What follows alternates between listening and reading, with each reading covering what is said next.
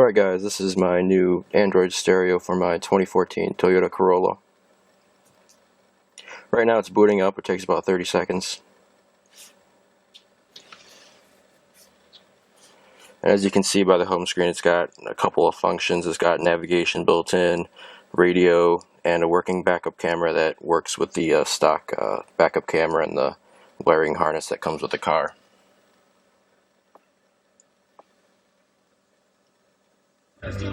We deserve. And for believers, that's the love of God. It was just an unmerited love who comes down. This is the stock radio app. The steering wheel controls for the car work perfectly fine with this head unit. As you can see, the volume works fine.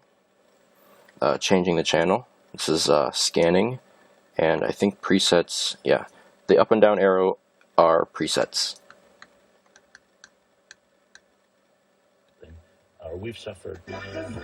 This season, his last 3 starts, Trevor Bauer had given up 15 runs. That was in 11 innings of work. Check swing and a be like they too much. That's different now. Brings up McCain. And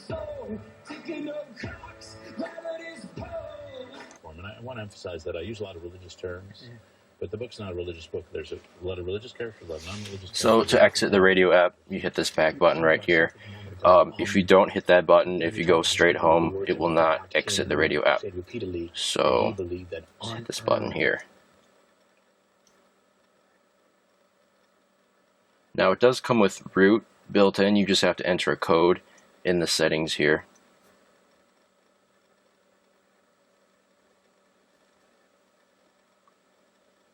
Down here, you enter in a special code. You can find that on the forums, and it will give you root access for one device reboot. You can also change your settings in this control panel here by entering the passcode 126, and this will allow you to change the boot logo, the radio bands, and various other things. You probably don't want to mess with these.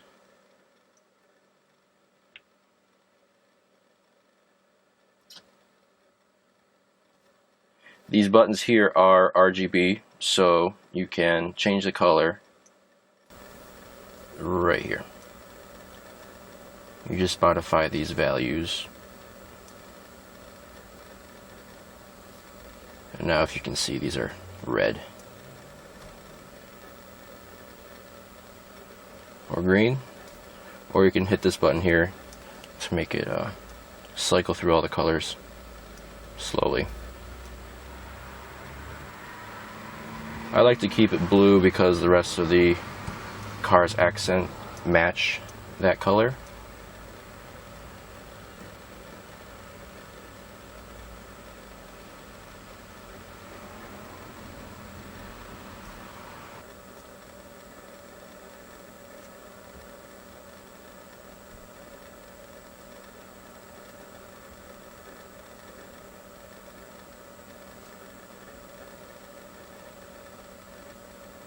As always, Google Maps works fine as long as you have an internet connection.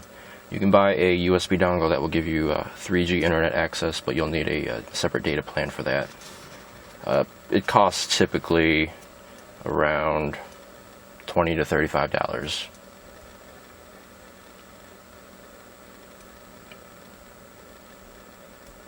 There's an AV input, and there is a separate wiring harness that comes with this kit that allows you to plug in any composite video device with left and right channel audio. So for example, if you wanted to plug in a PlayStation 3 or a Nintendo 64, you could, and you could route all the wires into the glove box here. Now I'm going to go ahead and start the car and show you what the backup camera looks like.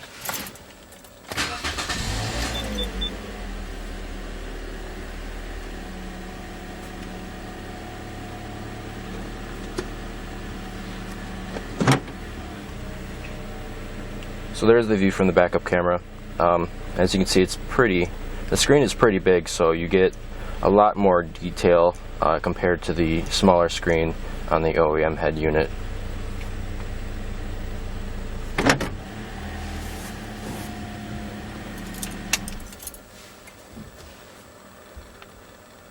It comes with a built-in web browser. This is just your stock Android web browser.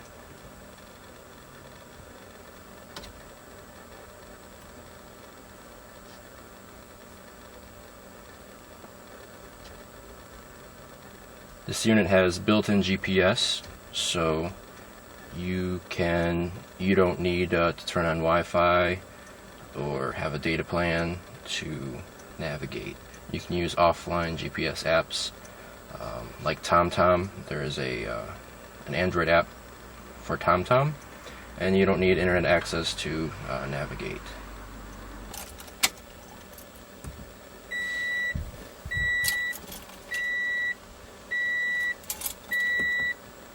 As you can see here, there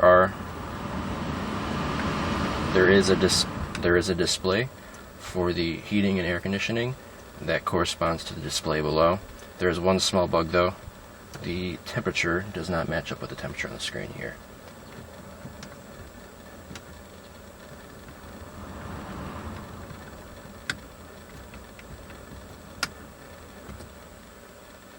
And all the door notifications work, so if you open your left door, it will show you there.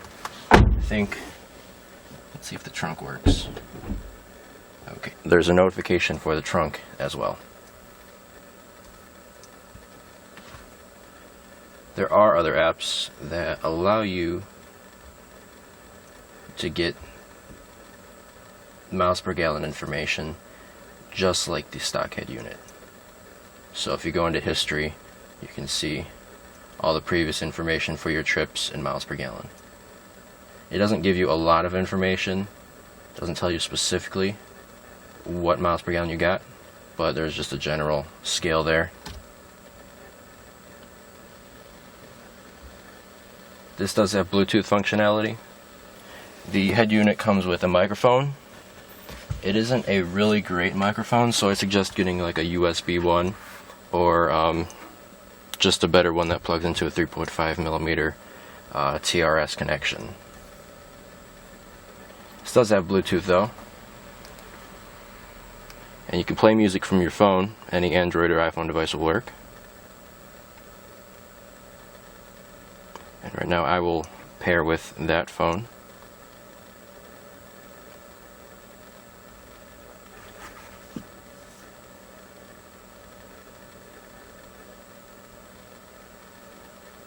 So as you can see, these lit up, so you have all your functionality for your dialer, your contacts, your recent calls, your music, search functionality, paired devices. And if you go onto your phone, you can just start playing music.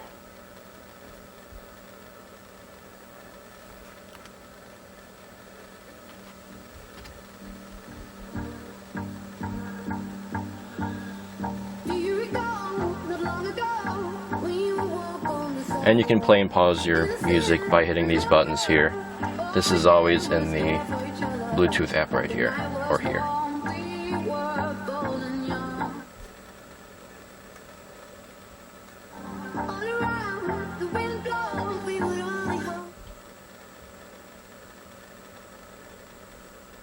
And there is an option for a USB, I believe, a dash cam, but I already have a dash cam installed. What the dash cam you can buy, it will communicate directly with this head unit, and it will record using the head unit with this app right here. I've downloaded this app called Automate.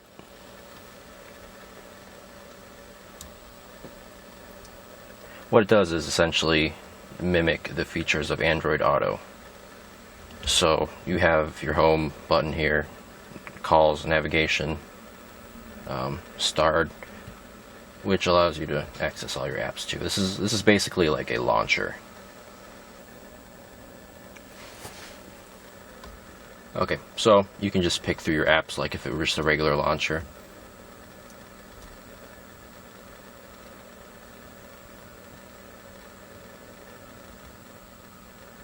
This gives you your navigation. can show your current location, search, or navigate.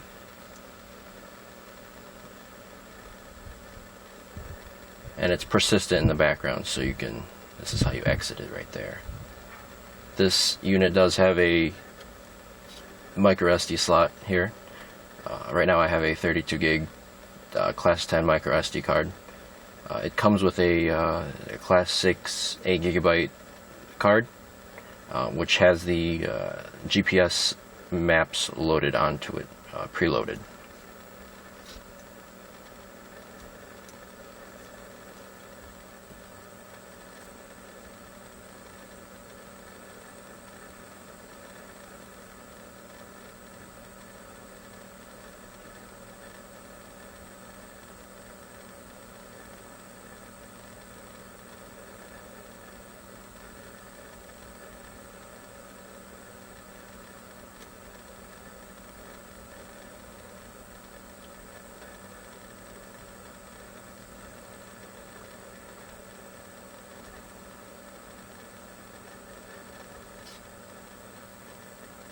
Here's all the information about the GPS satellites. It can tell you which ones are being seen, so you can troubleshoot if your GPS antenna isn't connected properly.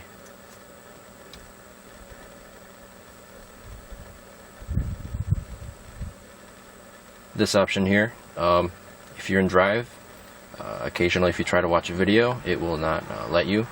So if you check this box, you can watch a video while you're driving.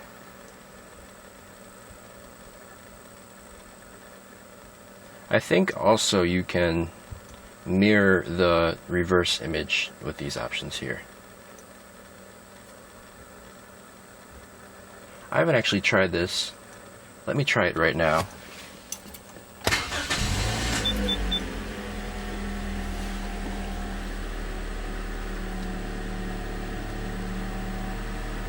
So, as it's set right now, there is no reversing trajectory display.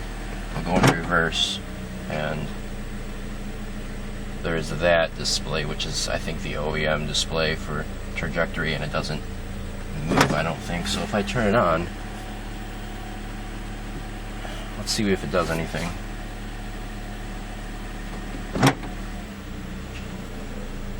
Oh, wow. So I'm turning the steering wheel right now, and it's actually showing me where I'm going to be backing up. That is really neat. As you know, the Toyota Corolla and the stock head unit, it just features this display right here, and it doesn't give you trajectory information. So what this head unit is doing is reading the CAN bus information, which is showing its current steering wheel position, and giving you a heads-up display where you're going to be reversing, which is just a great feature. Unfortunately, the other display is built into there. It's burned into the camera's head unit display. So these are your amplifier settings. I wouldn't suggest turning on this loud because it introduces a lot of noise into the signal. But it does feature a lot of the default customizations that you can modify on the stock head unit. For example, you have a equalizer. I think the stock unit only has a 3-band equalizer. This one has a 9-band, yes, 9-band equalizer with presets. So you've got all these. Here we have the fader. You can change where this is going. So right now I have my subwoofer hooked up into the rear speakers, so if I wanted to make the subwoofer louder, I could just point these back here and the sound would go straight to the subwoofer, which is a speaker right here.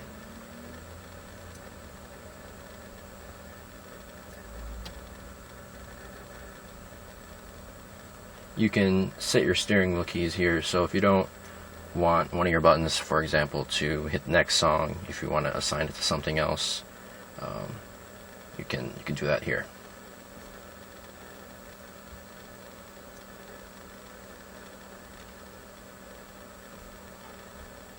And there's a super user app. This gives you full root access. And here's the information about this head unit.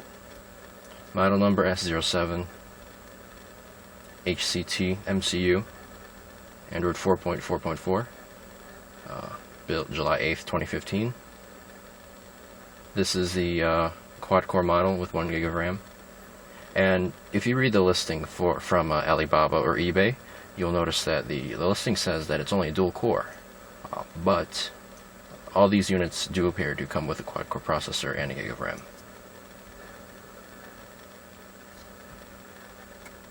So I think that's about it. Now let me tell you about the first one that I received. The first one I received had a problem where if you try to listen to music or anything, the speakers would pop occasionally every 5 or 10 minutes. I believe on hotter days it would pop even more frequently, so I think it might have been a capacitor issue. Anyway, I contacted the seller, and they just had me troubleshoot a little bit, update the firmware, see if it was a firmware issue. But it was a hardware issue, so they had me send it back. They sent me a prepaid shipping label, and they sent me a new one from China. It took about a week. So this unit here, no issues at all, no popping or anything, except for that bug with the AC temperature not being right. It's mostly bug-free. Occasionally you will see some application crashes, but I think that's normal with most Android head units. Other than that, I really do like this head unit. Oh, another thing, this power button here, what it does is when you hit this button, it will actually stay on for 30 seconds, and you can hear a fan in the back. So this unit does have a fan to get rid of a lot of the heat from the amplifier, and after about 30 seconds the fan will just turn off. But in the meantime you can just turn it back on and it'll be quick. And see, sometimes this crashes. There is a reset button here. You can stick a paper clip in there if it freezes up. Volume controls are here, and recent applications button here.